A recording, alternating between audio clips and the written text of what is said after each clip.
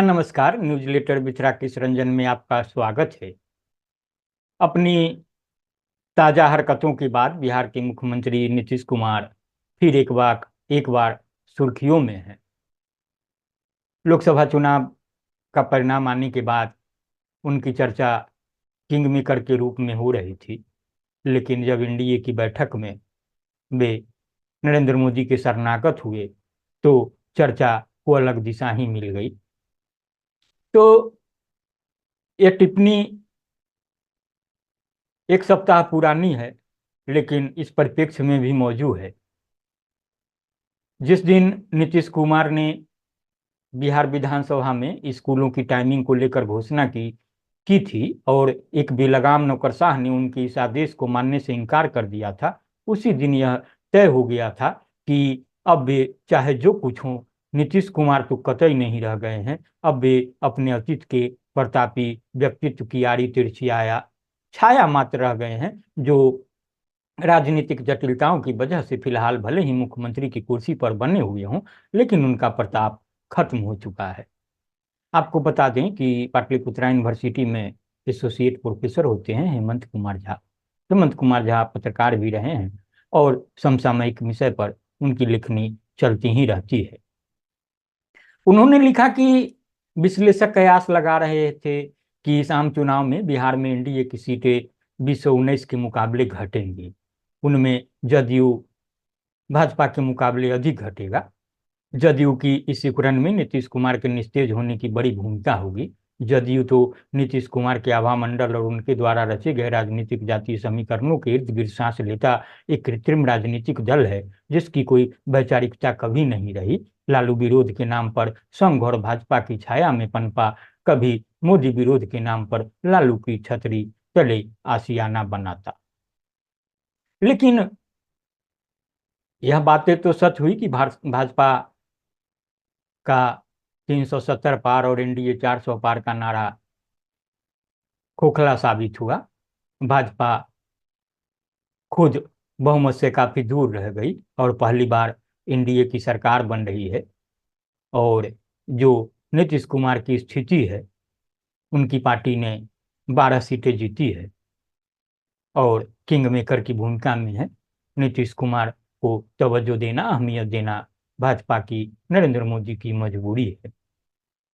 तो हेमंत कुमार झा लिखते हैं कि पिछड़ावाद के जब दबंग यादववाद में तब्दील होने पर अन्य शक्तिशाली पिछड़ी जमातों की राजनीतिक कुंठाओं और अभिलाषाओं की अभिव्यक्ति नीतीश कुमार के राजनीतिक विकास के माध्यम से हुई, जिसे अति पिछड़ी जातियों के समर्थन ने विस्तार दिया। इस तरह नीतीश के नेतृत्व में बिहार ने लालू राज के दुस्वप्नों से आगे बढ़ते हुए एक नए दौर का आगाज देखा, और क्या खूब देखा। नीतीश कुमार की राजनीतिक यात्रा अद्भुत रही। किसी पतली रस्सी पर चलते हुए गजब का संतुलन साधते जिस तरह उन्होंने भाजपा और राजद नामक दो ध्रुवों के बीच अपनी अपरिहार्यता स्थापित की, वह राजनीति की बिसात पर उन्हें माहिर खिलाड़ी बनाता है। बिहार की जाति आधारित राजनीति में उन्होंने साबित किया कि अपनी छवि, अपनी क्षमता और अपनी गोटियों का सही समय पर सही इस्तेमाल करके कोई नेता भी राज्य के शीर्ष पर काबिज हो सकता है। न सिर्फ काबिज हो सकता है, बल्कि शासन करने की अवधि का रिकॉर्ड कायम कर सकता है, जिसकी अपनी जाति की भागीदारी महज 2-2.5% हो। यह तथ्य बिहार की जड़ जातीय छवि को तोड़ता यहाँ की राजनीति का एक प्रगतिशील चेहरा सामने लाता है। अपने दौर में नीतीश कुमार किसी दंत कथा के नायक की तरह चमक बिखेरते थे। बेहतरीन प्रशासक, विजनरी विकास पुरुष, राजनीतिक शतरंज के माहिर गोटीबाज, व्यक्तिगत तौर पर असंदिग्ध रूप से ईमानदार।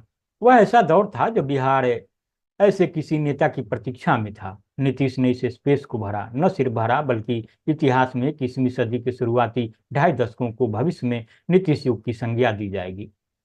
अब जब इतिहास किसी युग का निर्छीर विवेचन करेगा तो कई अप्रिय स्थापनाएं भी सामने आएंगी, जिन्हें लेकर वैचारिक कोलाहल रहेगा। मसलन नीतीश कुमार इस बात के जिम्मेदार ठहराए जाएंगे कि बिहार की राजनीति में हाशिए पर रही भाजपा को उन्होंने केंद्र में आने का और व्यापक होने का बेहतरीन मौका दिया।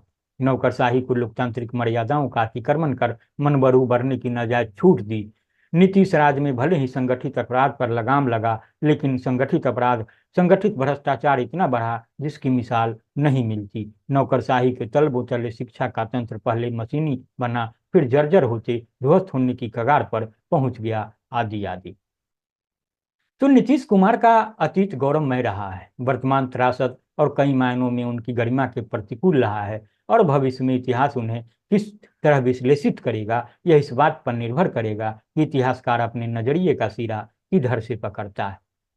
कभी टीवी के स्क्रीन पर नीतीश के ऊर्जावान व्यक्तित्व की आभा उनके भाषणों को उत्साहपूर्ण बनाती थी, उम्मीदों से जोड़ती थी, भरोसा पैदा करती थी। आज उनकी निस्तेज छवि उनके प्रशंसकों के मन को तोड़ती है, उनकी उम्मीदों को खत्म करती है।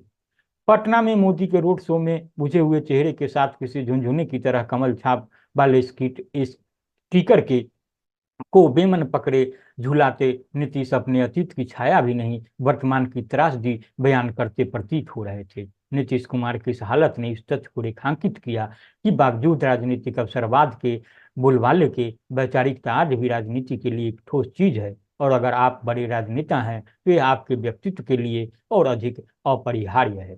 सुशासन अपने आप में नारा तो हो सकता है, वोट पाने का आधार भी हो सकता है, लेकिन यह वैचारिकता का स्थानापन्न नहीं हो सकता। यह वह बिंदु है जहां अपनी तमाम कमियों के बावजूद लालू प्रसाद, नीतीश कुमार और रामविलास पासवान जैसों से अलग दिखते हैं, और निश्चित रूप से इतिहास में उन उन उनसे एक बड़ा स्थान घेरते हैं। हर राजनेता जो कभी सूरज की तरह चमकता है वह एक दिन अस्त भी होता है, लेकिन अस्त होने की भी अपनी गरिमामय प्रतिक्रिया होती है। नीतीश कुमार भी अस्त होने की अपरिहार्य प्रक्रिया से गुजर रहे हैं, लेकिन दुर्भाग्य से वे उस गरिमा को मिस कर रहे हैं जो उन्हें मिस नहीं करनी चाहिए थी। तो बहरहाल इतना ही। आप इसे संजीदगी से सुनेंगे, गुनेंगे और अपनी प्रतिक्रिया से मुझे जरूर अवगत कराएंगे। हाँ, मेरा एक आग्रह होगा कि अगर आपने अब तक न्यूज़लेटर विद राकेश रंजन को सब्सक्राइब नहीं किया है तो सब्सक्राइब भी करेंगे। नमस्कार।